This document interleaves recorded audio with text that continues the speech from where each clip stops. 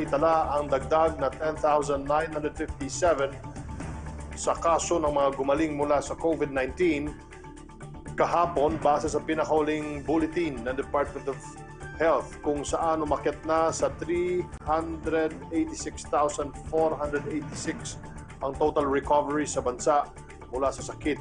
43 naman ang nadagdag sa mga nasawi na sa kabuuan ay umabot na sa 8,123.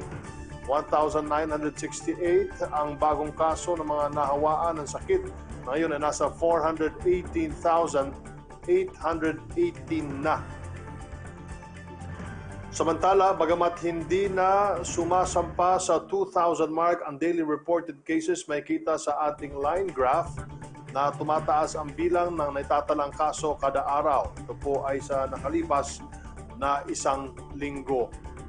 Kahapon ay sa Cavite, nagmula ang highest number na umabot sa 107 cases.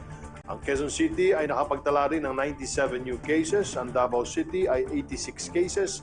Hindi naman nalalayo ang Laguna with 84 new cases at 77 na bagong kaso ang nai-report sa lalawigan ng Quezon.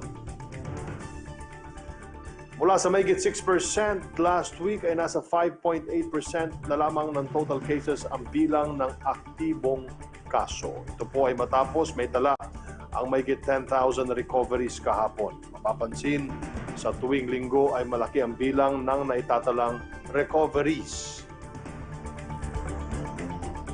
Malaking porsyento pa rin o 82.5% ng mga kasong hindi pa gumagaling ay mild lamang. Ang mga asymptomatic o yung mga hindi pa kinakitaan ng sintomas ay nasa 8.2%, 5.8% naman ang critical, 3.2% ang severe at 0.28 naman ang moderate cases.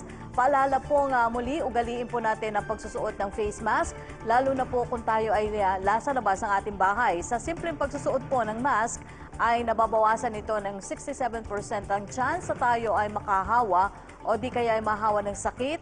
Maging bida solusyon sa COVID-19. Para po sa inyong mga katanungan at concerns tungkol sa COVID-19, maaari niyo pong i-dial ang 02894-COVID o kaya 02894-26843. Para naman po sa mga PLDT, Smart, Sun at TNT subscribers, i-dial ang 1555. Patuloy rin kayo makibalita sa mga pinagkakatiwalaang sources ng impormasyon tungkol sa COVID-19. Maaari niyong bisitahin ang covid19.gov.ph.